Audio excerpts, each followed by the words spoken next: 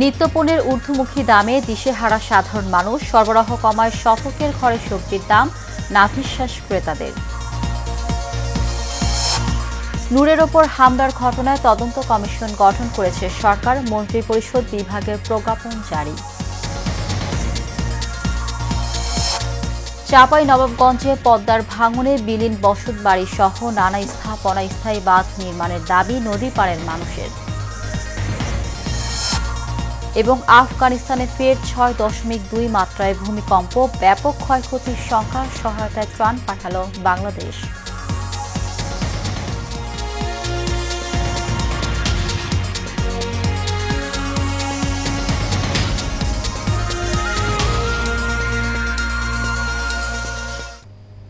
স্বাগত এশিয়ান নিউজে, সঙ্গে আছি জেসমিন ইভা। শুনছিলেন বিআরবি কেবল ইন্ডাস্ট্রিজ লিমিটেড সংবাদ শিরোনাম। এবার চলে যাব পুরো খবরে। নিত্যপণ্যের ঊর্ধ্বমুখী দামে দিশেহারা সাধারণ মানুষ, নাগালের বাইরে বেশ কিছু পণ্যের দাম। সপ্তাহ ব্যবধানে আবারও বেড়েছে সবজির বাজার, বাড়তি দামে বিক্রি হচ্ছে ডিম ও ডাল। স্বস্তি নেই মাছ মুরগির দামেও, যদিও বিক্রেতারা বলছেন বাজারে সরবরাহ কমায় দাম বাড়ছে নিত্যপণ্যের। ওয়ালিদ সিদ্দিকের রিপোর্ট।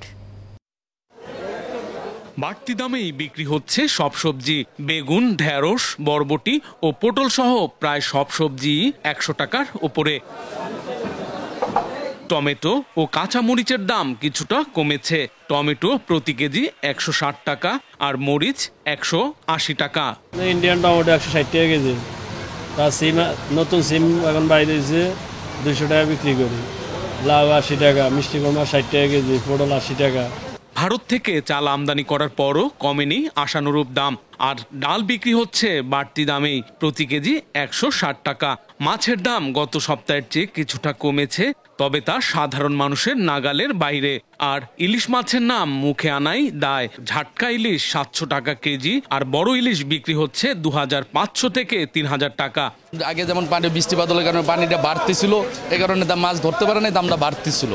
কিন্তু এখন পানিটা টান দিয়েছে, যেহেতু দিন যাবে মাছের দাম আশা করি নিয়ন্ত্রণে চলে আসবে, আরও কমবে। আদা, পেঁয়াজ, মসুর ডাল এই তিনটার দামই অতিরিক্ত ছিল। দুইটার দাম কিছুটা কমিয়েছে, আদার দাম বেশি কমছে, মসুর ডালটা কমে নাই। মিনিকেট চাল ৭২ থেকে ৮০ টাকার মধ্যে বিক্রি হচ্ছে ভালোগুলা। আর নাদির চাল আপনার ৭৫ থেকে ৯০ টাকা পর্যন্ত। আড়াইশ চাল ৬০ থেকে ৬৫ টাকা। চালের দাম মোটামুটি একটু কমের দিকেই আছে। যদি ইন্ডিয়ান চালটা এভাবে আসতে থাকে তাহলে বাজারটা হয়তো একটু কমবে। সবজির দাম, মাছের দাম, গোশের দাম, মুরগির দাম, ডিমের দাম আগে কিনতাম ৪৫ টাকা করে, সেটা এখন ৫০ টাকা হালি। আমাদের অনেক কষ্ট হচ্ছে আর কি চলতে। সাধারণ জনগণে আপনি যদি একটা ইলিশ মাছের কেজি যদি ৭০০ টাকা হয়, সাধারণ জনগণ কীভাবে খাবে? এই ছোট ইলিশ এটার দামই আপনার ১৪০ টাকায়, মানুষ হিমশিম খেয়ে যাচ্ছে। পেঁয়াজের দাম হচ্ছে আপনার ৮০ টাকা কেজি। তা সাধারণ যে মানুষগুলো আছে, গরিব মানুষজন আছে, এদের তো আপনার যাতায়াত যে টাকা ইনকাম করে বাজার করলে তারপরে আর কিছু থাকে না। ডিম ও মুরগি কিনতেও হিমশিম খাচ্ছে সাধারণ মানুষ। ডিমের ডজন ১৪০ টাকা, প্রতি কেজি ব্রয়লার মুরগি বিক্রি হচ্ছে ১৮৫ টাকা আর লেয়ার মুরগি ৩৪০ টাকা। ব্রয়লার চলতেছে ১৮০ থেকে ৮৫ টাকা আর লেয়ার চলতেছে ৩৩০ থেকে ৩২০ টাকা, এরকমই। গরুর মাংসের দামের হেরফের হয়নি। প্রতি কেজি গরুর মাংস ৭৮০ থেকে ৮০০ টাকা আর প্রতি কেজি খাসির দাম ১১০০ টাকা। Walid Siddiqui, Asian television, Dhaka. গণ অধিকার পরিষদের সভাপতি নুরুল হক নূরের ওপর হামলার ঘটনায় তদন্ত কমিশন গঠন করেছে সরকার।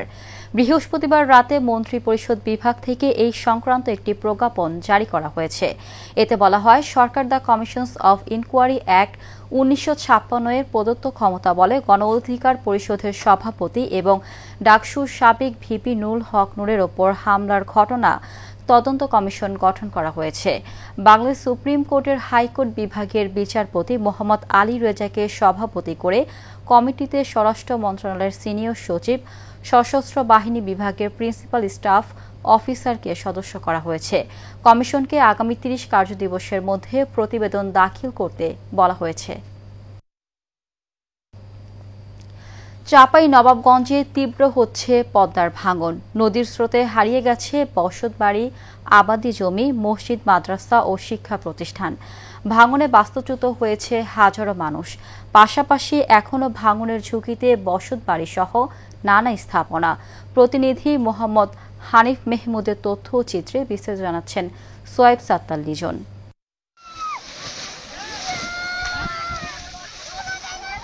এভাবেই চোখের সামনে বিলীন হচ্ছে ভিটে মাটি।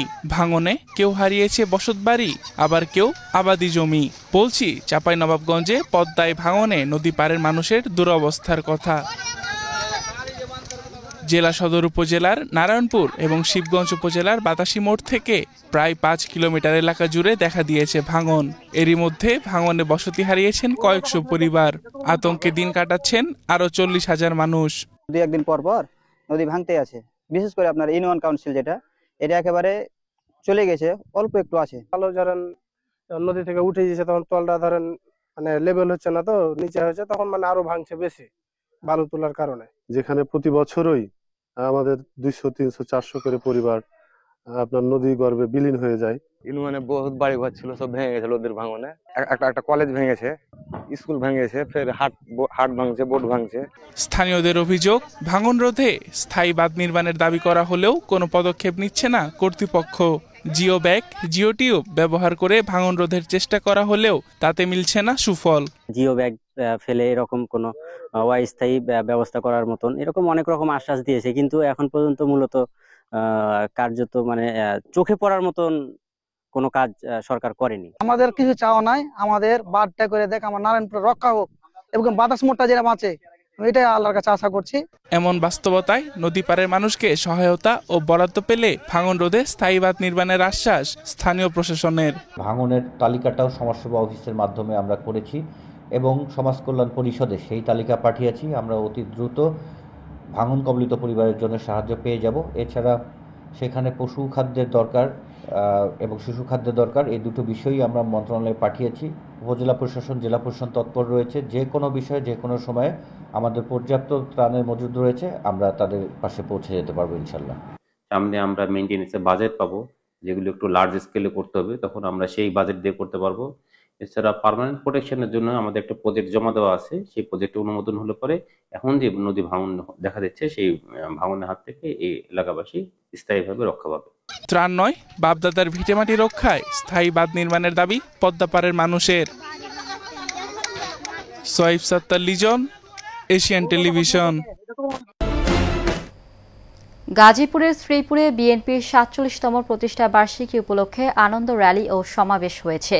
শ্রীপুর উপজেলা বিএনপির উদ্যোগে আনন্দ র্যালি পৌর শহরের প্রধান সড়ক প্রদক্ষিণ করে ট্যাংরা মোড়ে সংক্ষিপ্ত সমাবেশের মধ্য দিয়ে শেষ হয়। জেলা বিএনপির সাবেক সিনিয়র সহ সভাপতি ডাক্তার শফিকুল ইসলামের সভাপতিত্বে ও উপজেলা বিএনপির সাবেক সাংগঠনিক সম্পাদক নজরুল ইসলামের সঞ্চালনায় এতে উপস্থিত ছিলেন জেলা বিএনপির আহ্বায়ক কমিটির সদস্য সাখাওয়াত হোসেন সবুজ, উপজেলা বিএনপির সাবেক সাধারণ সম্পাদক আখতারুল আলম মাস্টার, উপজেলা বিএনপির সাবেক সদস্য সচিব ইকবাল হাসান কাজল সহ অনেকে। বিএনপির 47তম প্রতিষ্ঠা বার্ষিকী উপলক্ষে নারায়ণগঞ্জের রূপগঞ্জে বর্ণাঢ্য র্যালি বের করেছে উপজেলা বিএনপি অঙ্গ সংগঠন। উপজেলার ইছাখালী ব্রিজ এলাকা থেকে বিএনপির জাতীয় নির্বাহী কমিটির সদস্য মুস্তাফিজুর রহমান ভূঁইয়া দীপুর নেতৃত্বে এই র্যালি বের হয়। এ সময় উপস্থিত ছিলেন রূপগঞ্জ থানা বিএনপির সভাপতি অ্যাডভোকেট মাহফুজুর রহমান হুমায়ুন, সাধারণ সম্পাদক বসিউদ্দিন বাচ্চু সহ বিভিন্ন অঙ্গ সংগঠনের নেতৃবৃন্দ।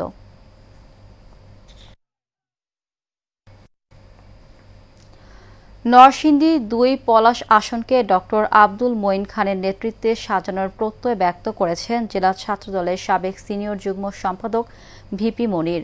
মাধবদী থানা মেহেরপাড়া ইউনিয়ন বিএনপির কার্যালয়ে সাংবাদিকদের সাথে মতবিনিময়ে তিনি কথা বলেন। ভিপি মনির বলেন, ডক্টর আব্দুল মঈন খানের নেতৃত্বে মেহেরপাড়া ইউনিয়ন বিএনপি ও অঙ্গ সংগঠনগুলো ঐক্যবদ্ধ রয়েছে। ভবিষ্যতের সকল উন্নয়ন তার নেতৃত্বেই হবে।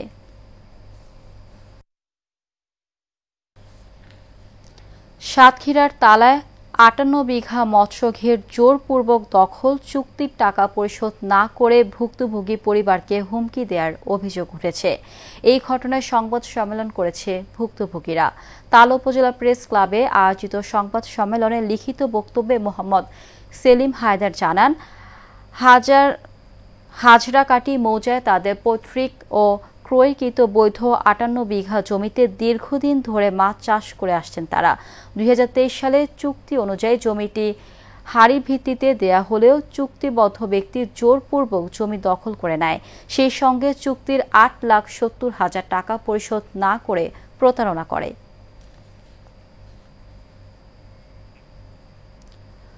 পবিত্র ঈদে মিলাদুন্নবী উপলক্ষে হবিগঞ্জের মাধবপুরে যশনে জুলুস অনুষ্ঠিত হয়েছে।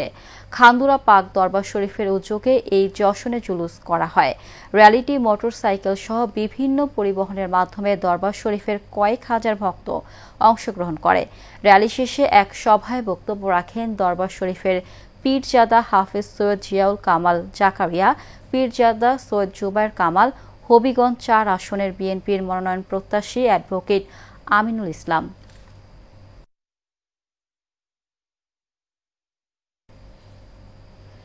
রাজশাহীর পুঠিয়া উপজেলায় বিএনপির ভারপ্রাপ্ত চেয়ারম্যান তারেক রহমানের পক্ষ থেকে অসহায় হিন্দু সম্প্রদায়ের মানুষের মাঝে নগদ আর্থিক অনুদান প্রদান করা হয়েছে। উপজেলা বিএনপির দলীয় কার্যালয়ে ইউকে জিয়া পরিষদের ভাইস প্রেসিডেন্ট ও বিশিষ্ট ব্যবসায়ী রেজাল করিমের উদ্যোগে এই অনুদান বিতরণ করা হয়। উপস্থিত ছিলেন পুঠিয়া পৌরসভার সাবেক মেয়র আল মামুন, পুঠিয়া পৌর বিএনপির আহ্বায়ক আসাদুল ইসলাম সহ আরও অনেকে। টাঙ্গাইলের নাগরপুরে বিএনপির ভারপ্রাপ্ত চেয়ারম্যান তারেক রহমানের রাষ্ট্র কাঠামো মেরামতের 31 দফা কর্মসূচির লিফলেট বিতরণ করা হয়েছে। উপজেলা ভাদ্রা বাজারে লিফলেট বিতরণ করেন রাজশাহী বিশ্ববিদ্যালয়ের ছাত্র দলের সাবেক সহ-সভাপতি ও বিএনপির মনোনয়ন প্রত্যাশী আতিকুর রহমান আতিক। ইউনিয়ন বিএনপির সিনিয়র সহ-সভাপতি মোহাম্মদ জাহাঙ্গীর আলম সর্দারের সভাপতিত্বে ও উপজেলা বিএনপির প্রচার সম্পাদক মোহাম্মদ নজরুল ইসলামের পরিচালনায় এতে উপস্থিত ছিলেন উপজেলা বিএনপির সাংগঠনিক সম্পাদক রবিজউদ্দিন সহ অনেকে। রাজধানীতে বিএনপির প্রতিষ্ঠা বার্ষিকী উপলক্ষে খাল পরিষ্কার কর্মসূচি অনুষ্ঠিত হয়েছে।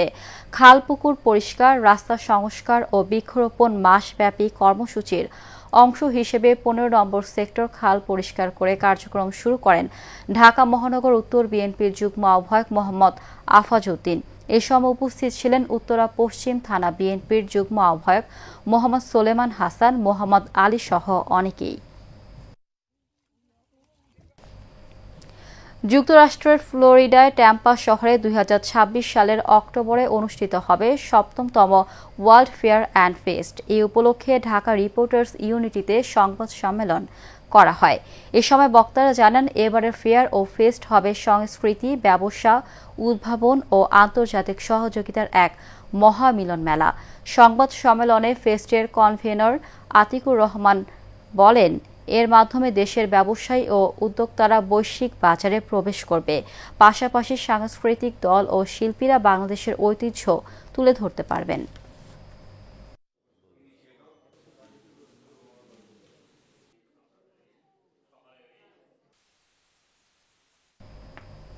এবার চট্টগ্রাম সংবাদ। বিএনপির 47তম প্রতিষ্ঠা বার্ষিকী উপলক্ষে চট্টগ্রামের আনোয়ার বর্ণাঢ্য র্যালি ও সমাবেশ হয়েছে। এতে প্রধান অতিথির বক্তব্য রাখেন চট্টগ্রাম দক্ষিণ জেলা বিএনপির সদস্য সচিব লায়ন হেলাল উদ্দিন। এ সময় উপস্থিত ছিলেন জেলা বিএনপির সদস্য মাস্টার রফিক, জাগির আহমেদ, দিল মোহাম্মদ মঞ্জু, এম মনসুর উদ্দিন, উপজেলা আহ্বায়ক কমিটির সদস্য মোজাম্মেল হক, জামাল উদ্দিন আনসারী সহ অনেকে।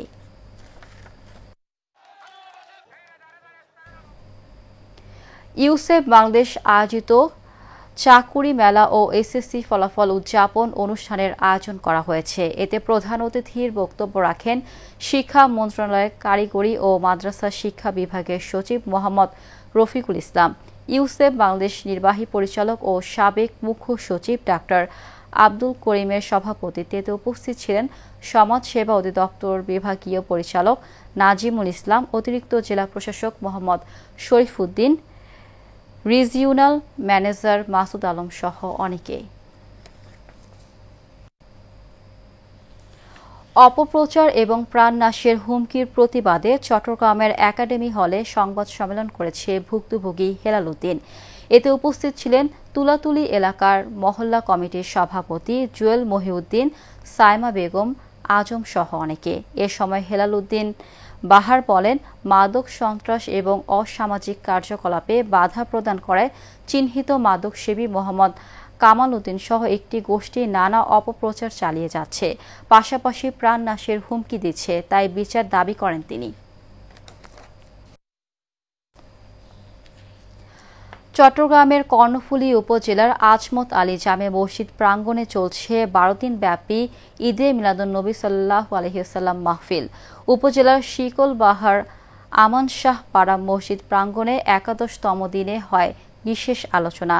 এতে আলোচনা করেন মাওলানা ফেরদৌসুল আলম খান আল কাদেরী, মসজিদের পেশ ইমাম মাওলানা মুহাম্মদ সাদেক আল কাদেরী এবং সাংবাদিক শফিক আহমেদ সজীব।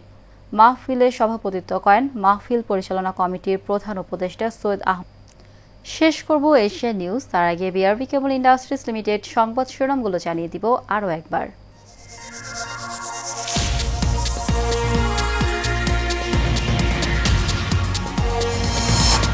নিত্যপণ্যের ঊর্ধ্বমুখী দামে দিশেহারা সাধারণ মানুষ, সরবরাহ কমায় শতকের ঘরে সবজির দাম, নাভিশ্বাস ক্রেতাদের। নূরের ওপর হামলার ঘটনায় তদন্ত কমিশন গঠন করেছে সরকার, মন্ত্রিপরিষদ বিভাগের প্রজ্ঞাপন জারি। চাঁপাইনবাবগঞ্জে পদ্মার ভাঙনে বিলীন বসতবাড়ি সহ নানা স্থাপনা স্থায়ী বাঁধ নির্মাণের দাবি নদী পাড়ের মানুষের। এবং আফগানিস্তানে ফের 6.2 মাত্রার ভূমিকম্প, ব্যাপক ক্ষয়ক্ষতির সংখ্যা, সহায়তায় ত্রাণ পাঠালো বাংলাদেশ।